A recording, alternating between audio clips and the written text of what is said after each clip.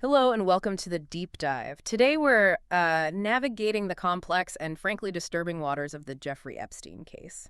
We've got the latest unsealed court documents, public reactions. Our mission really is to cut through all the noise, distill the essential facts, and help you understand the deeper implications of everything that's come out. Yeah, and we've pulled together quite a range of sources for this deep dive. We're looking at detailed court transcripts, specifically from the Ghislaine Maxwell trial, plus comprehensive news reports, CNN, Newsweek, PBS, places like that. Right. And we've also tried to gauge public sentiment, looking at online forums, Reddit, for example. Right. It's a really intricate landscape. You've got finance, power dynamics, and just devastating human impact. We're here to try and help connect those dots for you. Okay, so with that context set, let's jump right into the immediate fallout. These documents being unsealed, especially early 2024, it caused a huge stir, didn't it? Oh, absolutely. An immediate, almost visceral public reaction. So intense, actually, that the court listener website, the public resource for legal documents, it actually crashed. Wow, just the sheer volume of interest. Exactly. And what became apparent really quickly was the sheer breadth of public feeling.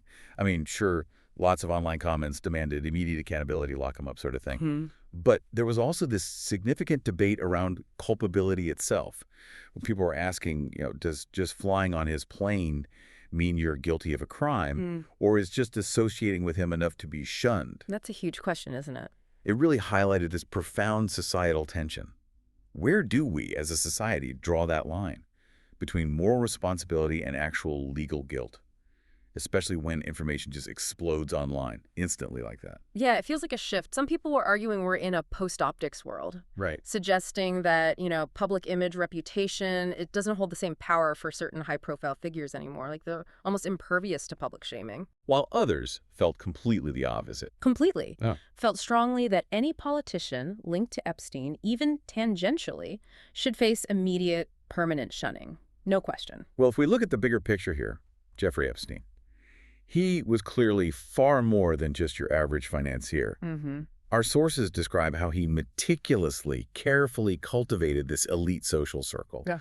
Positioned himself as a prominent businessman, a philanthropist, a Love the socialite. package. Exactly. Yeah. And central to his, let's call them shadowy operations, was his private Boeing 727 jet. Ah, yes, the Lolita Express. Notoriously dubbed that by locals, yeah. Yeah. Often seen arriving with what sources described as apparently underage girls. So what do these details really tell us about the scope of his operations? Because we also see these detailed financial transactions. JP Morgan records presented in court, they paint a pretty stark picture. They really do. For instance, you see literally millions of dollars move from accounts Epstein controlled straight into Ghislaine Maxwell's accounts at Bear Stearns. Yeah. This was back in the late 90s, early 2000s. Huge sums. Huge. It's undeniably clear he was, as the court documents noted, a very wealthy individual. And that wealth was being actively deployed, moved around. Right. And it wasn't just from Epstein. Records also show Maxwell's own accounts receiving substantial funds directly. Like there's a multi-million-dollar wire credit in 2007. Okay. Oh. And then subsequently transferring large sums, like over $7 million for the purchase of a green helicopter registered under Air Ghislaine Inc. Air Ghislaine Inc. Good grief. I mean, this level of financial maneuvering, it just underscores the extensive, almost corporate-like financial infrastructure that supported their activities for years. It shows how legitimate banking systems were, leveraged to sustain this whole network. But it wasn't just the money, was it? The documents also offered these chilling first-hand accounts, and they revealed a really crucial dimension to Maxwell's role. That's right. One particularly harrowing account came through the testimony of a witness identified only as Kate. Kate, right. She described meeting Ghislaine Maxwell when she was about 17. Found Maxwell exhilarated, excited at their connection. Kate felt Maxwell had all these connections, opportunities, could guide her, made her feel special, wanted. Classic grooming language. Textbook. And it offers this direct, powerful insight into the grooming process itself. Kate detailed how Maxwell's whole demeanor conveyed this sense of, quote, urgency to meet Epstein. Urgency. Yeah.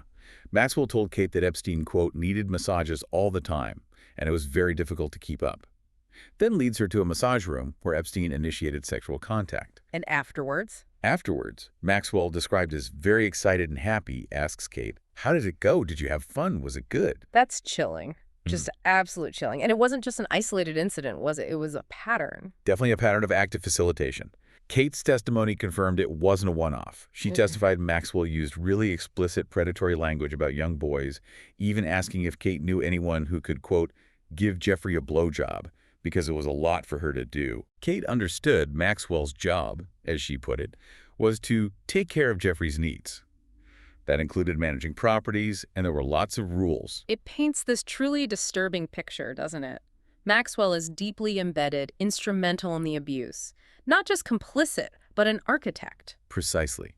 And naturally, these unsealed documents, they intensified the public scrutiny on Epstein's high-profile associations. You saw a stark example with Donald Trump. Right, the 2002 quote. Yeah, where he was quoted describing Epstein as a terrific guy who likes beautiful women as much as I do, and many of them are on the younger side. Which is quite a statement in hindsight. Quite. And while Trump later claimed, he wasn't a fan, hadn't spoken to Epstein in 15 years, well, then this 1992 video resurfaced, showing them partying together at Mar-a-Lago. And we've seen how this kind of thing plays out politically, haven't we? Oh, yes. Trump denied sending Epstein some lewd birthday sketch, even sued the Wall Street Journal over that report. His former Attorney General, Pam Bondi, briefed him his name was appearing in DOJ documents tied to Epstein. And Bondi initially suggested she had a client list, right? But then walked that back. Exactly. She later stated, along with the FBI director, that actually no such list exists. It really raises that important question. How do public officials manage, or maybe mismanage their associations when damning information like this comes to light? The pattern of deflection seems pretty clear sometimes. Very clear. We saw Trump try to redirect questions about Epstein by, well, accusing former President Obama of treason without any evidence. Right, and sharing that fake AI video of Obama being arrested. Yeah. It highlights a recurring strategy, doesn't it? Diversion, when powerful figures are confronted with uncomfortable truths. And it wasn't just Trump caught in the spotlight, of course. Not at all. What? Bill Clinton's spokesperson once lauded Epstein as a committed philanthropist. We know Epstein visited the White House multiple times during Clinton's presidency. Clinton later claimed he knows nothing about Epstein's alleged sex crimes, had never been to the infamous island. The island, yeah. St. James. And beyond the political figures, you had other notable individuals mentioned. Stephen Hawking, for instance. Right, visiting the island for academic conferences. Exactly. Which emphasizes that important point. Yeah. Mere association isn't evidence of wrongdoing. You have to be careful. There was even that moment where an email from Epstein got misconstrued, suggesting Virginia Giuffre accused Hawking of participating in an orgy, which wasn't the case. That sounds like misinformation spreading. It does. The controversy also touched people like Alan Dershowitz, who represented Epstein, and even, bizarrely, Jimmy Kimmel, who was falsely accused of being on the list by a public figure. It just underscores the difficulty, doesn't it? Discerning legitimate connections from malicious accusations or just mistakes in such a highly charged, often partisan environment. Absolutely. It makes getting clarity really tough. And amidst all the legal wrangling, the political fallout, we have to keep coming back to the core of this story. The human cost. Exactly. The profound impact on the victims, or as many prefer to be called, the survivors. Yeah, and there's a compelling study on the health consequences of sex trafficking that just reveals a harrowing picture. Nearly all survivors, 99.1%, reported at least one physical health problem. Nearly all of them. And an overwhelming majority, over 91%, experienced severe neurological symptoms. Things like memory problems, insomnia. That's just staggering. And given this breadth of symptoms, what does that really tell us about the long-term, maybe often hidden impact of such profound trauma? Well, the study also found nearly 70% suffered physical injuries, often to the head or face. High rates of cardiovascular problems, respiratory issues, gastrointestinal, even dental problems. It's systemic. And a mental and emotional toll. Immense. Nearly 90% reported depression, 76% anxiety, over half suffered from PTSD. Oh. Disturbingly, 41.5% had attempted suicide. Survivors described just extreme physical violence, being whipped, burned, forced to eat feces, hung by their arms. Yeah. It's horrific. And Kate's personal testimony, it really aligns with these broader findings, doesn't it? She detailed significant self-recrimination, minimization, and guilt, periods of disassociation. She spoke about the long-term struggle, even after, 19 years of sobriety and therapy, to deprogram her mind and body. She said the abuse changed the course of my life drastically, forever. And this trauma, it just ripples outwards, affects entire families. You see that exemplified by Maria Farmer's statement about her sister, Annie, Right. who suffered sexual assault, Maxwell's threats that stole her sense of safety and her career. The fight for justice, as Kate described it, has often felt like a black hole sucking in our precious time, energy, and well-being. It's important, though, to remember that some victims have received compensation. Kate, for instance, was awarded, what, $3.25 million from Epstein's estate? That's right, compensation is part of it. But the path to recovery and even legal assistance, like obtaining a U visa, that specific visa for victims who cooperate with law enforcement, it can be incredibly complex. Kate's own shifting statements about whether she was pursuing one kind of reveals that complexity. Yeah, nothing is straightforward. Nothing at all. And as the legal process moved forward, you had the FBI search back in 2019, Epstein's huge Manhattan residence. The 19,000 square foot place. That's the one. It yielded significant physical evidence. Special Agent McGuire testified about finding specific things, like a grand staircase, and notably, a green massage table. And what really strikes me there is how that physical evidence then corroborated survivor testimony. Exactly. The FBI also seized numerous CDs containing images. Some of them depicted schoolgirl outfits, which directly aligned with what survivors had described. But the defense pushed back hard on those photos, right? Oh yeah, vigorously questioned their authenticity. They raised concerns about the metadata, the hidden digital information, date, time, device. Right. Could they prove when they were taken? Or if they've been altered? Precisely. Or whether they accurately represented the house. It highlights a huge challenge in modern prosecutions, doesn't it?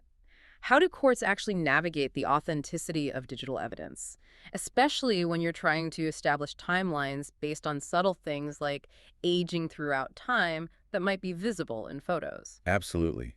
The whole legal debate over just admitting those images, it really showcases the complexities. Prosecuting these kinds of cases is incredibly difficult. And digging into the Epstein case like this, it also inevitably offers this, well, chilling window into the broader fight against human trafficking. It really does. The Department of Justice's strategy, for instance, emphasizes those critical 3 Ps: protection of victims, prosecution of traffickers, and prevention of trafficking. All built on a foundation of partnership. Right.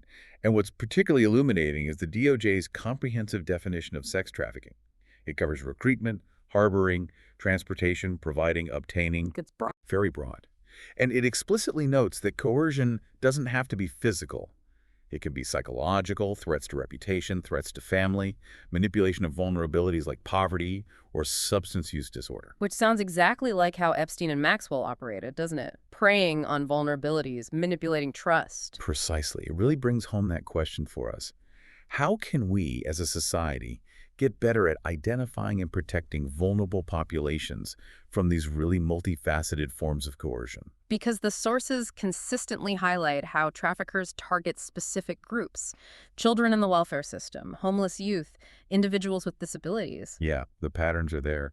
And they outline those significant physical, mental, and reproductive health consequences we talked about earlier, Yeah. which emphasizes, again, the critical role healthcare providers can potentially play. They can be like first responders in identifying victims. So this deep dive, it's really laid bare the sheer multi-layered complexity of the Jeffrey Epstein case, hasn't it? It really has. From the dark operations and the high-profile people entangled in his world to the profound, lasting trauma survivors experience, and then these ongoing, incredibly difficult efforts to bring justice and prevent it happening again. Yeah, that intricate interplay of immense wealth, unchecked power, these protracted legal battles, and the relentless fight for victim advocacy. It paints a powerful and often very sobering picture. It's a stark reminder that behind every single headline, there are individuals whose lives are just irrevocably changed. And there's a system grappling with immense systemic challenges. So what does this all mean for you, the listener, trying to make sense of it all? Well, I think it means understanding that accountability isn't always straightforward. The pursuit of justice is often a long, painful, and very public journey. Yeah. But it also means recognizing the incredible resilience of survivors and the critical ongoing work being done by many to expose these kinds of networks. So maybe a final thought to leave you with. Considering the sheer scope, the longevity of the Epstein network, how it operated essentially in plain sight for so long, what responsibility does society bear? When institutions, when individuals with significant influence fail to question or challenge those who are clearly operating way outside ethical boundaries. That's a heavy question. It is. And maybe, what ongoing steps can we, as informed citizens, actually take? To foster a culture of vigilance, yes, but also support for those most vulnerable. To try and ensure that such networks just cannot thrive unseen again.